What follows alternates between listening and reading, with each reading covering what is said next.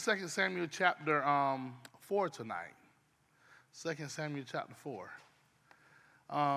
Let me give you a little history lesson. Let me see where we've been. Of course, Pastor Steve dealt with 1 Samuel chapter 1, and it's retelling the story that we get in 1 Samuel chapter 31, and we realize that Saul is dead and his sons are dead, and we have to figure out which account is true. Is it true with 1 Samuel chapter 31 or 2 Samuel chapter 1? And really, I believe that 1 Samuel chapter 31 is the real version, and somebody was trying to jockey in position for power with 2 Samuel chapter 1. And then 2 Samuel chapter 2, 3, and now 4, there's going to be 3 deaths that mark each one of those chapters. Asahel is the one that marks chapter 2. One of David's men is going to die. He was known for having swift feet. And he kept running behind Abner. And Abner told him, if you don't stop, I'm going to kill you. And of course, he thrust his sword in him. He put it through his belly and it came out his back. It's a real gooey chapter. You know those 24 guys that launched their swords into one another in chapter 2? It was just blood all over the place. And, of course, Abner told Joab, he said, if you don't stop this, somebody's going to get hurt. And Joab said, if I don't stop this, you started this. And you could already see the tension losing Asahel in chapter 2. Then in chapter 3, Abner is going to pass away. David loses one now. Ish-Bosheth is going to lose one. You know, it took Abner about 5 years to get Ish-Bosheth into power. Maybe because he's more of a coward. He's weak. He's kind of behind. He's not a, if I say he's a pretty boy, not a fighter, would that go over well in this context? But that's the truth. He wasn't a warrior type leader. But his main supporter is dead now, Abner. Which leads us to tonight. With Abner dead, what's going to happen? And of course, we know tonight that Ish-Bosheth is going to die. Now, can I explain the historical value of this chapter? Because it's so short. It's only 12 verses. But let me explain the historical value of chapter 12. And you all can track with me on this. King Saul has 4 sons. One of those sons we know is named Jonathan, because Jonathan loved David. We realize that Jonathan saw that David, he felt like he heard from God that David should be the next king. Of course, it was confirmed later by his father and others that David should be the next king. We know that Saul had 2 other sons between Jonathan and Ish-Bosheth. But during the battle account of 1 Samuel chapter 31 or 2 Samuel chapter 1, we realize that Ish-Bosheth is nowhere to be found. Now, there's several questions I want to ask. Was he there during the battle? Then he left to go home and take a nap? Now, that's just judgmental to even ask the question that way. Did he skip the battle altogether? Or was he rehearsing for the school play? I don't know where he was, but he wasn't in battle between 1 Samuel chapter 31 and 2 Samuel chapter 1. You all with me there, right? So who's going to be the next king? Of course, we have the southern kingdom, which David has already been anointed king over Hebron for 7.5 years. And of course, with Israel being the northern kingdom, we realize that Ish-Bosheth, even though it took 5 years, he's been king for 2 years. But for David to be the rightful king over all of Israel, there are only 2 people left, if I can say it this way, standing in his way. And that's Ish-Bosheth and a man by the name of Mephibosheth. Mephibosheth is Jonathan's son. And we'll talk a little bit about him in just a moment. And that's the historical value of 2 Samuel chapter 4. Who does God need to move out of the way? in order for David to become king over all of Israel. Who does God need to move? Because I know for some, they saw Ish-Bosheth being the king over the north, which is Israel. Just David, you handle the southern stuff, but the northern stuff is Ish-Bosheth. And of course, Jonathan's son Mephibosheth, he could do it, but we're going to talk about why he couldn't do it. This chapter will tell you explicitly and implicitly how God moved both men out of the way in order to set the rightful king up, David, to be king over all of Israel. Was I boring just now? Okay, good. Woo, I've been working on that all day to make sure I wasn't boring. I had a seminary professor tell me one time, he wasn't just talking to me, there was about 400 people in the class. And he said, if you're boring, sit down and shut up. His name was Dr. Howard Hendricks, and I've been taking his advice ever since I left Dallas Theological Seminary. All right, let's look at chapter 4, verse, and you see it on the front slide there. The monitor's not on up here, dear brother. On the front slide, on the first slide there, you see that on the first slide, turn back to the first slide just for a second. Yeah, you see I put there David's punishment of Ish-Bosheth's murderers. His punishment of Ish-Bosheth's murderers. Now, in chapter 4, verse 1 and 2, now when Ish-Bosheth, Saul's son, heard that Abner had died in Hebron, he lost courage, and all Israel was disturbed. Now, I don't know how you mark up your Bible or how you take notes, but this is how I will take notes on verse 1. Did you see it when Abner was dead? What happened to this pseudo-king, Ish-Bosheth? It said that he lost courage. So where was his courage placed in? Or who was his courage placed in? It was 100% placed in Abner. Whenever you place your courage, your faith, your trust in man, when that man or that woman is gone, all hope is lost. And so that's what happened with Ish-Bosheth. But did y'all notice the second thing it said there? Not only did Ish-Bosheth lose courage, but all Israel, did y'all see it? Was disturbed. Wow. So that's why it's so important to look at this death there, the centrality of his death, and mean a lot to a lot of people. As long as he's around, things are going well. But if he's not around, things will not go well. Saul had two men who were commanders of his band. The name of one of those men was Baanah, and the other was Rechab, sons of Ramah, and the Benamite of the sons of Benjamin. For Beroth is also considered part of Benjamin. And the Benjaminites fled to Githium and have been aliens there until this day. And the text kind of pauses there to give us some reprieve to see what's going on. Now it wants to highlight Jonathan's son. Now Jonathan, Saul's son, had a son crippled in his feet. He was 5 years old when the report of Saul and Jonathan came to Jezreel. And his nurse took him up and fled. And it happened that in her hurry to flee, he fell and became lame. And his name was Mephibosheth. Well, why couldn't Mephibosheth lead? I have some ideas why Mephibosheth couldn't lead. And I want to just give you two of them. He's unfit to rule because of these two reasons. Next slide. He was too young. And not only was he too young, but his physical condition.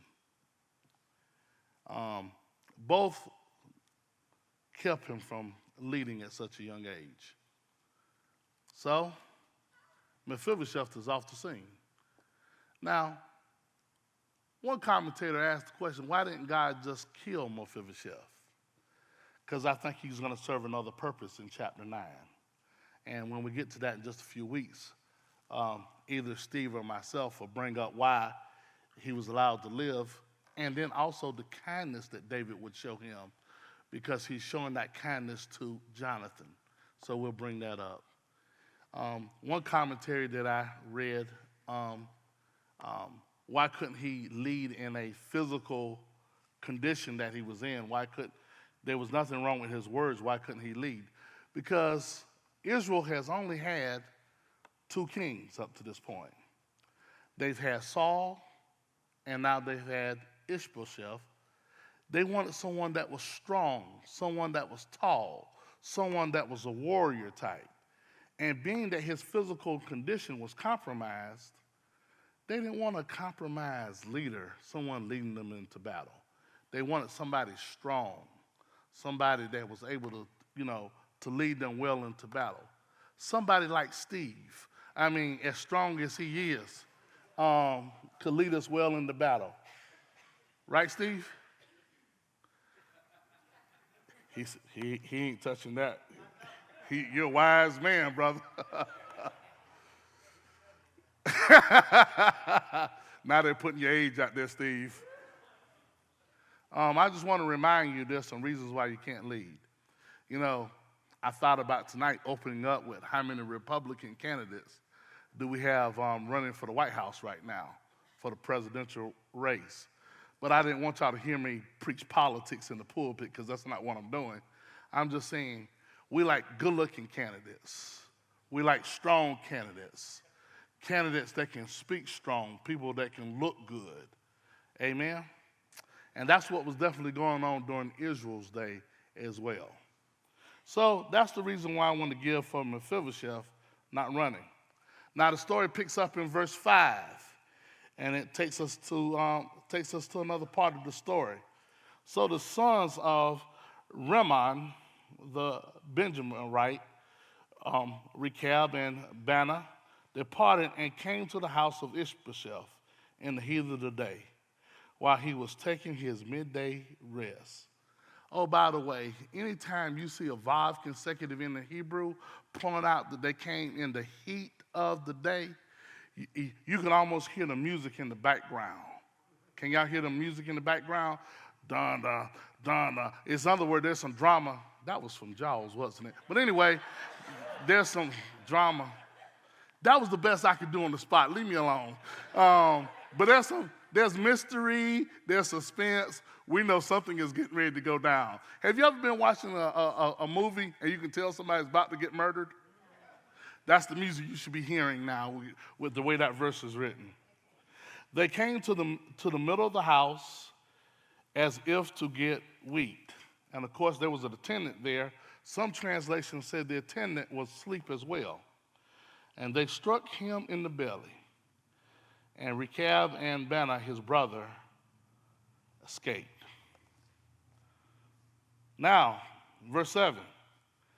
Now, when they came into the house, as he was lying on his bed in his bedroom, they struck him and they killed him. And this is too gory to read. They beheaded him. And they took his head and they traveled by the way of Ramah all night. Then they brought his head to Ish-Bosheth. They brought the head of Ish-Bosheth to David at Hebron, and said to the king, "Behold, the head of Ish-Bosheth, the son of Saul, your enemy, who sought your life. Thus the Lord has given my lord the king vengeance this day on Saul and his descendants." How do you think David took this at this point? Do you think David was happy about what just happened? You bet you he wasn't. Because first of all, he didn't see Saul as his enemy. He saw Saul as his father. He saw Saul as his little L Lord. his master. And he enjoyed serving Saul. Even though Saul had issues with him, he made sure he had no issues with Saul. Even though Saul had issues with him, he didn't have any issues with Saul. Oh, you trying to tell me someone can have issues with me and I don't have issues with them? Yes. When you mature and you mature to the point where you don't allow the way someone to treat you to treat them in return, that's when you have Christian maturity. You got to make sure you stay away from the spirit of retaliation. And let me stop here and say a word about retaliation. Next slide. When you're tempted to retaliate, keep in mind that God's people do not do evil that good may come. And I put a verse down there for you to look at, Romans chapter 3, verse 8. Rather, they overcome evil with good. And one translation said it even better than that. How do you overcome evil? By doing good. Are you that kind of person tonight? That you've grown up so much in your faith that you can overcome evil by doing good? If you're not that person yet, keep growing and asking God to change your spiritual DNA, that you want to overcome all the evil in your life by doing good. And then I put something down here that I just want to remind you of. Be careful what you do in the name of the Lord. Notice those guys, especially in verse 8 there, they blame everything that they did on the Lord. It was the Lord that did this for us. And how many people do things and they sign the Lord's name to it? You ought not sign the Lord's name with foolishness, because the Lord didn't have anything to do with that drama that you have going on. Beware of people who like to retaliate. You know what? I don't even like to have friends that talk about retaliating against someone else. If they're going to get someone else, it won't be long before they try to get me. Y'all working with me tonight? Be careful of people who get into the spirit of retaliation. I was talking to one of my daughters just the other day. I said, if someone does something against you, you don't have to get them back. She said, yes, I do. I said, no, you don't, sweetheart. You can just let it go. She said, no, I can't. I got to let them know how I feel. I'm going to get them back. I'm going to do this and I'm going to do that. I said, what is wrong with you? I raised you better than that. She said, but I'm grown now. I can do what I want to do. No, you can't. No, you can't. You can't retaliate. And she kept on with that 30 more minutes. And I finally looked down and said, what do I need to do to change your mind? She said, I just wanted you to prove your point, Dad. I understand what you were saying. Yeah, she sure did. I started telling her, go get your mama. I ain't never had no doubts before, but I'm doubting right now. Because I want to make sure that I'm not raising people that's in the spirit of retaliation. We should never retaliate. Let me say it a little bit better. We should never try to get even. Sometimes just let it go. You know, I know it's hard sometimes, especially when you get so mad you start seeing red. Let it go. Vengeance is mine, saith the Lord. I will repay. I know some of y'all read that verse that just says, vengeance is mine. And that's where you go with it. Yes, I read the Bible. The Bible told me what to do. No, the verse says, vengeance is mine, saith the Lord. I will repay. Now, if you handle everything, the Lord don't need to do anything for you. But I trust him tonight to fight every last one of my battles for me. Do you trust him tonight? One time I had something in my office, and I really liked this thing that I had in my office. And I wanted to stay in my office. And somebody came down to my office and asked me could they have what was in my office. And I politely told them no. When I left to go home that day, it was still in my office. When I got back the next day, it was gone. I said, what doest thou this? And I had a funny suspicion who took it. So I marched up to his office. And when I got there, The thing that I was looking for was there in his office. And I said, didn't you hear me tell you no? He said, yeah, but I wanted it. So I took it. And he said, but I left something in replace of what I took. I got so mad. I'm confessing, y'all. I got so mad I didn't know what to do. But I heard the Lord just gently say to my spirit, leave it alone. Man, I need two people that can get with me tonight. I could have jumped on him. I could have whipped him. I wanted to go to my supervisor and complain to say he stole something from my office. Because that's essentially what it was. But I left it alone. And I said, obviously you needed it more than I thought you did. And I let him keep it. And a few years later, he came back to me.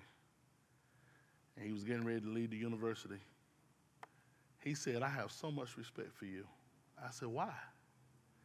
He said, because I saw how angry you got, but you didn't sin. You let it go. He said, I got more respect for you. He said, I got a ton of respect for you. And I'm saying to myself, praise the Lord. Because I ain't have no respect for you stealing my property. Stand still and let the Lord fight your battles. Yeah. Let God get a hold of their hearts. Okay. I hope that went over okay with you all. Because that's a hard thing to do. Verse 9 says this. David, do y'all see how absurd this story is? Are y'all getting the sense like, why in the world would you think this was okay? To kill somebody in their sleep. It's one thing to kill them in battle, when they have their sword out, when they have their men around. But you've killed this person in their sleep. I'm changing the music behind the scene now. Do you see what I'm doing here? This person is asleep in a resting position. And you killed him. Why in the world would you do that? And David asked these guys, Rechab and Benai, he says his brother, sons of Rimmon and the Beeronite, he says to them, as the Lord lives, who has redeemed my life from all distress? When one told me, saying, behold, Saul is dead, and thought he was bringing good news, I seized him and killed him in Ziklag, which was the reward I gave for his news. Let me stop and say a word about these two fellows real quick. Next slide. You know, I don't think they knew the heart of David. What y'all think? It's funny, they thought they knew David's heart, but they didn't know him. They thought what their actions would have pleased David. But their actions didn't please David. And here's what I think was going on. I think they were trying to get in early to get a good position. It's almost like one commentary said that since Abner is dead, Ish-Bosheth is going to die anyway, and so they wanted to get ahead of everybody else killing him so they could get in good with David. Because they knew the prophecy saying that David was going to be king of all of Israel. How crazy can you be? Verse 11, next slide. How much more when wicked men have killed a righteous man in his own house, on his bed, shall I not require his blood from your hand and destroy you from the earth? Now, Steve, you got to notice this one here. Notice he didn't say you killed the king. He said you killed a righteous man. I think David still struggled with the whole idea of him being king. But he gave him a title that he could work with. He was a righteous man, an innocent man, a man that was asleep, a man that was minding his business, a man that was in his bed, and you decide to go take his life. And what would David do? Then David commanded the young men, and they killed them and did what? Cut off their hands, maybe because their hands did it, and their feet because their feet brought the news, and hung them beside the pool in Hebron. But they took the head of Ish-Bosheth and gave it a proper burial and buried it in the grave of Amnon in Hebron. Wow. David wasn't no joke, was he? I know for some of you all, this is a long way from the 23rd Psalm, but we'll get to the 23rd Psalm later. David means business. You know, if you look at the next slide here, David calls him a righteous man. He implicitly denied him the title of a king. He's not a king. He's just simply a righteous man. You know, look at this. I wrote this for you today. David's inconsistency in his dealing with Ish-Bosheth's murderers and Abner's murderers. David's nephew, Joab, David succeeded at work, but he failed at home. He did not deal with the members of his own family as he should have, but he was more careful to manage the affairs of his government properly. One's home, not one's work, is the proving ground for church leadership. This is because the church is, or should be, more like a family than anything else. Now notice, when Joab killed Abner, did David lift a finger against him? Help me out here. Did David lift a finger against him? David said, well, he's dead. But notice when it became Ish-Bosheth's murderers, what did David do? You guys got to die. Cut off their hands, cut off their feet, hang them in the city. Let everybody know this is how we deal with this. He was better as a politician than he was as a parent. He was better as a politician than he was as a family man, because David didn't know how to handle his family, but he knew how to handle the political affairs. Now, the reason why I want to bring that up tonight is because in the next few weeks we're going to develop that. And as we develop that, I want you to see that David's really good. And watch this, David's good as a politician, but he's not good in his personal life either. Because David's going to have, can I use this word in this church and get away with it? Don't tell Pastor John I use this word. I know his wife is back there, but I don't want her to tell him either. He's going to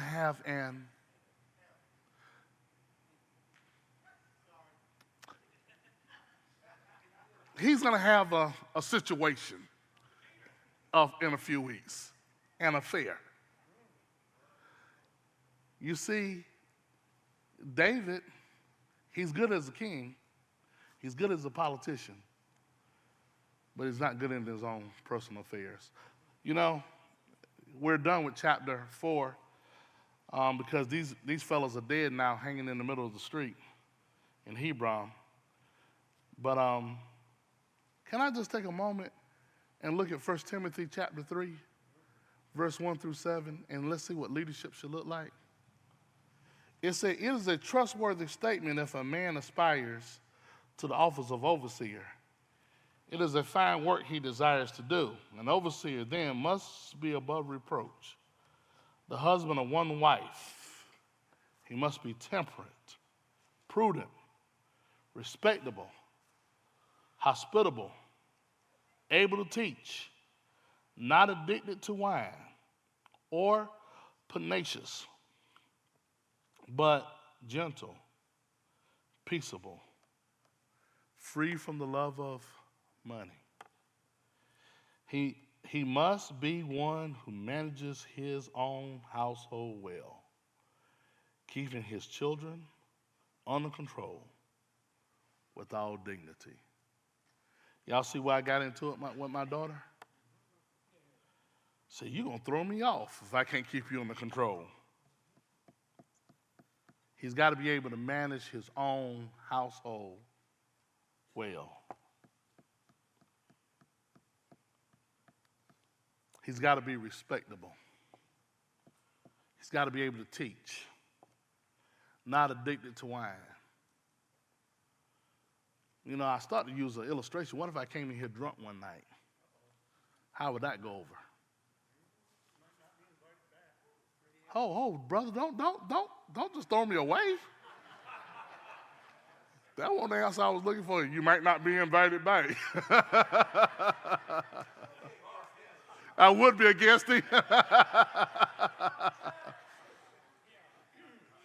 You know, every once in a while when I'm teaching leadership at school and I pull out First Timothy chapter 3 and I go over the list with my students, they go, are all of those things important when it comes to leadership?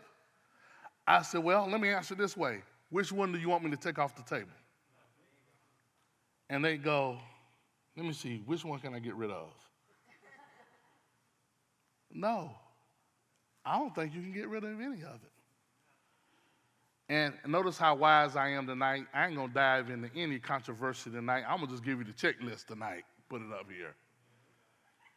In verses 5, 6, and 7, it goes on to say, but if a man does not know how to manage his own household, how will he take care of the church of God if you can't manage your own household?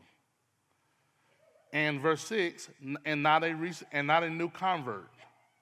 In other words, not a recent convert, so that he will not become conceited and fall into the condemnation incurred by the devil. And he must have a good reputation with those outside the church, so that he will not fall into reproach and the snare of the devil. If you can't lead you, it's hard for you to lead someone else.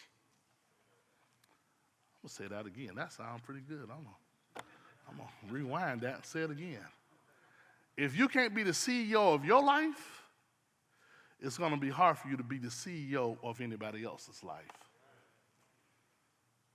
You got to know how to manage your own household well. If you want to be a leader in the church, start by leading your home. I had a guy to come to me a few weeks ago. He said, I want to serve as a deacon. And he asked, how can I serve as a deacon? I said, well, are you teaching the word at your house? He said, what you mean? We go to Bible study. I said, no. Do you have Bible study at home with your wife and with your kids? He said, no, I've never thought about that. I said, well, try to have a Bible study with them first. Lead at the house first before you lead at home. Before you lead in the church house. Then I asked him another question. This is such an ugly question. Do y'all want to know what I asked him? When's the last time you and your family prayed together? He said, do who? Like pray together. Like get on your knees and call on God together. He said, we don't do that. I said, do you want to lead prayers at church? He said, yeah. Why don't you start by leading prayers at home? Lead your own family first. Manage your own family well. Make sure you don't give the devil an opportunity to mess with your family. Get him out of every area of your life. Have a good reputation with outsiders so you will not fall into reproach and the snare of the evil one. Am I teaching all right tonight? Because the way y'all looking at me like this is real serious stuff. You betcha it's real serious. But you got to lead at home first. Can I bring up another area since I'm already here? I don't see Joe back there, so I don't have to stop quick. Oh, man, not Joe waving at me now. How about learn how to manage your own money at home? Okay, that didn't go over too well. If you can't pay your debtors on time, if you can't live within your means, I can't keep up with what everybody else is doing. I can only do what I do. I got to manage what I have well. If you're going to be a leader, you can't be married and have a sweetheart on the side. Okay, I really went downhill that time. Can't have a sweetheart on the side because that's not leadership. It's showing that devotion and that commitment to the spouse that God has given you. And I know people have situations where they're in their second marriage. Be devoted to the person that you're with. You can't have a sweetheart on the side. Now, somebody say, I don't have a sweetheart on the side, but I like to watch movies. Okay. I better leave that alone before I'm not invited back. Are y'all getting what I'm saying here? If you want to be a leader, learn how to lead who? You got to learn how to lead you. Oh, and I could go on and on and on. Not a recent convert. I planted some flowers in my front yard one day. Can I tell y'all when I planted the flowers? Do y'all even want to know? Can I tell y'all when I planted the flowers? It was going to be 100 degrees that day and 102 the next day. It was going to be 101 the day after that. It was a week that was filled with hundreds. You know, a few weeks ago, it had hundreds all week. But I said, they'll be all right because I'll put some water on them and everything will be all right. How long? No, I didn't drown them. But how long do you think those flowers lived? They didn't live long because they were recently planted. And they were planted in conditions that wasn't favorable for their survival. Man, I'm preaching so hard here tonight. Did y'all get what I just said? And of course, my wife asked me, she said, why would you plant those flowers in those conditions? I said, I thought I could water them enough to keep them afloat.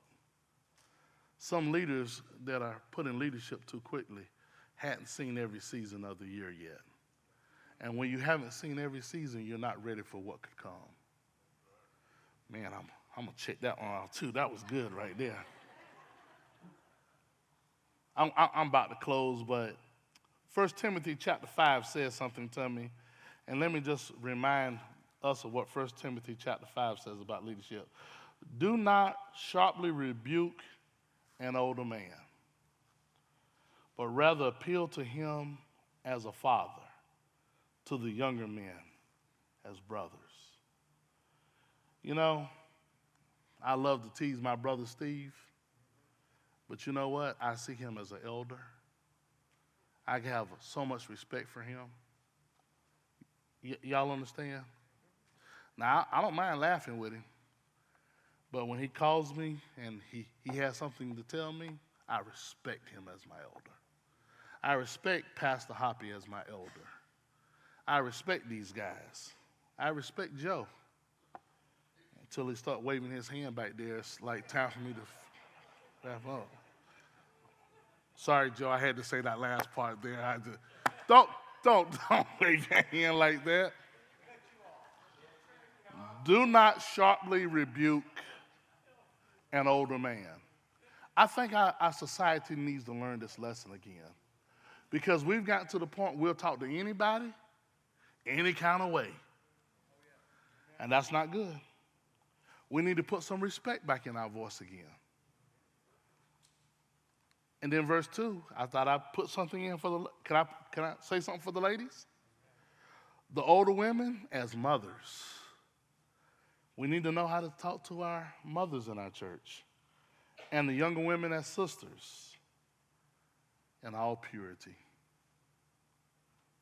Well, when I look at leadership and I look at what we're getting ready to embark upon, when David is made, he's anointed king of all of Israel in chapter 5, he has some heavy shoes to fill.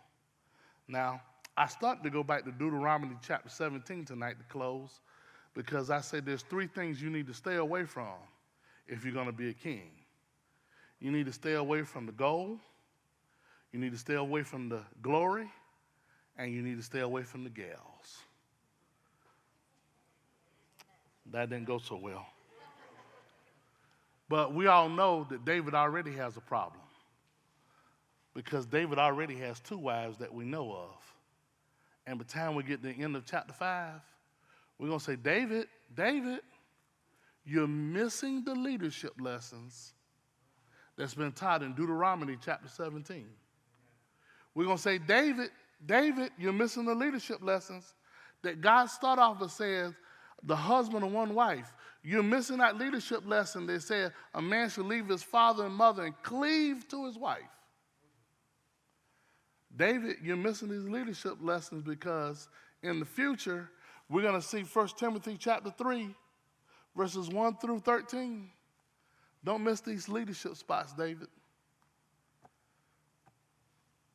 But from chapter 5 all the way to the end of 2 Samuel, we're going to see some different sides of David. And as we see these different sides of David, I want to remind you of these leadership lessons that I've gone over with you tonight. There was a murder in chapter 2, Asahel. There was a murder in chapter 3, his name was Amnon. And there was a murder in chapter 4, his name was Ish-Bosheth, Saul's last son. And Saul's grandson is explicitly taken out of the leadership order because of his physical condition, and he was also too young. Y'all good tonight? Now, I wonder where you all at when I just went over all those leadership things. Did that make you want to go home and say, you know what? We might not be a leader at Calvary Chapel yet, but should I be working on these things? Oh, by the way, I just think that's a list towards holiness and a list toward godliness. If you would take the time and just lean into those leadership principles there and say, Lord, help me to be the man. Help me to be the woman that you've called me to be.